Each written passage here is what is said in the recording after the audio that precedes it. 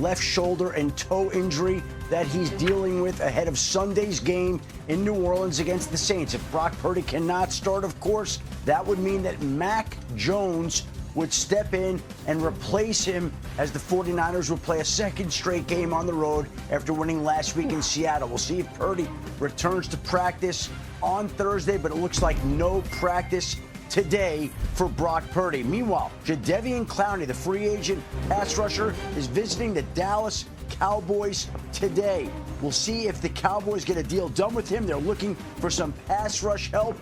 Clowney clearly could provide it, and after trading away Micah Parsons, Clowney could step in there and try to help replace him. Meanwhile, in Kansas City, Xavier Worthy, who suffered a shoulder injury in the opening game against the Los Angeles Chargers, not practicing today due to that left shoulder injury. The Chiefs head coach Andy Reid has said that Worthy is day to day ahead of Sunday's Super Bowl rematch against the Eagles, but it certainly sounds like he's dealing with some pain in that dislocated shoulder, and we'll see if he's able to make it back this week in time for that big matchup on Sunday. All right, great stuff, Adam. He's with us throughout the show. More updates from Adam coming your way. And mentioning that Super Bowl rematch, Chiefs, Eagles, Patrick Mahomes talked about watching that tape back today. It sucks that you lose the game, but in order to progress and to be better next time, you have to watch it and learn from it. And so I don't know the exact amount of times, but you watch it, and then you watch it in the offseason with the team and with the coaches, and then you watch it obviously this week as well. And so they had a great game plan. They played hard and did a great job of disrupting my timing. And so when the opportunities are there, I think that's something I did miss early in the game, is there was opportunities to make plays, and you got to make those plays, because if you don't, they're not going to allow those opportunities again. Let's go out to Kansas City, where our Chiefs reporter Nate Taylor is standing by. Nate was at practice earlier, so got to see a firsthand view of what's going on. What can you tell us about the Chiefs preparing for the Eagles, Nate? Yes, Laura, the Chiefs are wanting revenge on Sunday after losing to the Eagles in the Super Bowl, and as of right now, their preparation largely includes Hollywood Brown, their second-year receiver that's been with the team, and because of the injury to Xavier Worthy, Patrick Mahomes is going to have to rely quite a bit on Tyquan Thornton and Hollywood Brown at his receiver position to see if he can get plays down the field. Now, Hollywood Brown did have 99 yards on 10 receptions in Friday's game against the Chargers, and as of right now, Patrick Mahomes understands that not only does he need to be protected, but he needs to take risks. He needs to throw the ball down the field early to get the Chiefs some momentum, maybe perhaps a boost compared to their flat start in Sao Paulo. But right now, the Chiefs are preparing as if maybe Xavier Worthy is not going to be on the field, which means largely the load will go to Hollywood Brown, Tyquan Thornton, and, of course, Travis Kelce. Yeah, interesting, and something to keep an eye on, especially an offense that we're looking for a little bit more explosiveness out of. Thanks so much to Nate Taylor joining us here. Now, this will be the fifth head-to-head matchup between Patrick Mahomes and Jalen Hurts, including the playoffs. In the first two, the Chiefs' offense starred, averaging 40 points a game in a pair of wins. The last two have not gone as well, as we know, with KC averaging fewer than 20 points a game and 100 yards less of offense in a pair of losses. Dan, are you concerned about the Chiefs' offense now? Oh, yeah. Unless this offense changes schematically, it cannot get back to the Super Bowl. It just doesn't do anything that the good offenses in this league do right now. If we took Patrick out and Patrick made 3 or 4 plays and throws that you're like, oh my goodness, but that's it right now. And we've harped on this for years. One, they don't go underneath center and throw the football down the field enough. And when they do try and do it, they're unsuccessful doing it. Now, Andy Reid, one of the greatest coaches of all time, Matt Nagy, a very bright offensive mind. If there's 2 coaches who can fix it, it's them. Yep. And so I'm not telling everybody right now that this is the concern. I'm telling everybody in Kansas City and your fans, if this doesn't change, you will look back in November and December and be like, why aren't we winning? And I'll tell you, this will be the reason why, okay? Like, this is the foreshadowing. If this doesn't change, if you don't go downfield more, if you don't get under center more, if you don't build play action more, if when you do, you don't hit those shots downfield, this will be the reason why. And we can come back to this episode of NFL Live and realize what the problem was. Well, the game plan on Friday night was Patrick Mahomes be Superman and the rest of you were along for the ride, right? Because I don't know what the offensive identity was leaving that game down in Brazil. And you're talking about trying to take shots down the field more. Worth noting, it's a tiny sample size, but Patrick Mahomes on Friday night, 6.6 yards per attempt. He's never had a season where he averaged that number or below.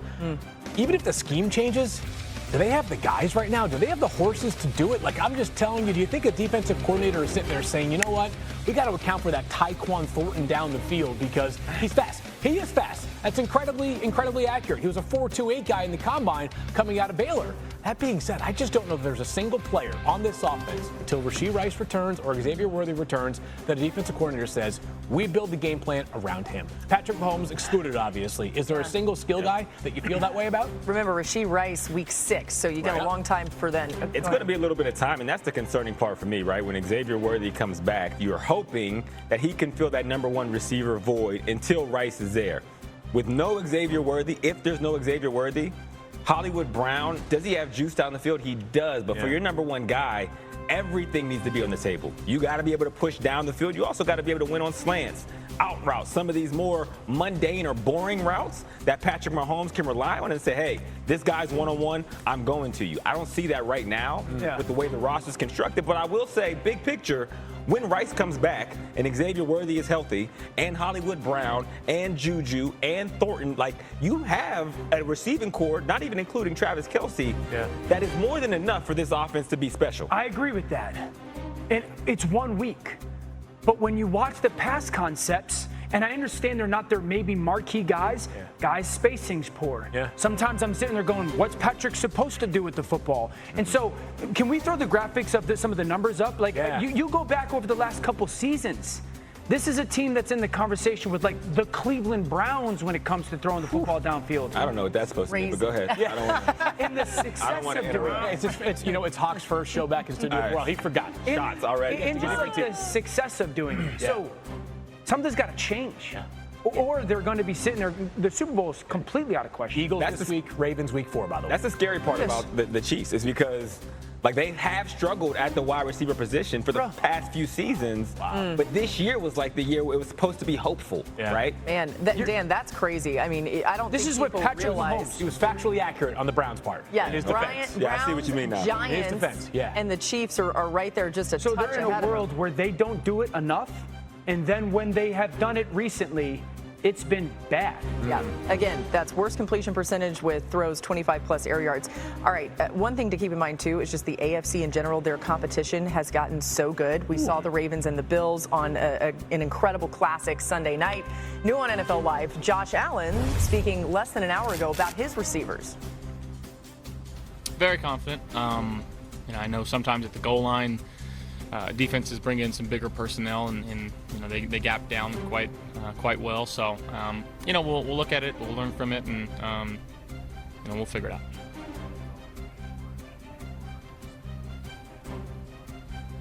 Yeah, it means a lot. Anytime that we can get the ball into our playmakers' hands, especially down the field, it's good things for us. So again, we got to keep working hard, keep finding ways to get the ball to them, and start faster. Yeah, the Bills got 20 receptions for 240 yards from their wide receivers in the win Sunday night over the Ravens. Those were both the most any team got from their wideouts in Week 1, and quite a contrast from last season when the Bills ranked 22nd in the league in receiving yards from receivers. So many times in this offseason, even we're like, who's Josh Allen going to throw the ball to? Hawk, what did you see specifically from Keon Coleman on Sunday? Yeah, I've seen an evolution. I've seen a maturation in Keon Coleman, right? He talked in the offseason about the things he needed to get better at, and you saw it come forward in Week 1 of the season. Specifically, how he was off script, right? When they played the Ravens a year ago, I was watching Keon Coleman, and he was a rookie, but it was like he didn't know what to do once Josh Allen got out of the pocket. That is such a big part of Josh Allen's game, is extending plays. And when you watch Keon Coleman, not just the beginning part of the route, you can see from the start to finish these elongated plays, he is going as hard as he can. He has a plan. It's detailed in the way that he's uncovering to give Josh Allen a surface. That's special for a young wide receiver. Yeah.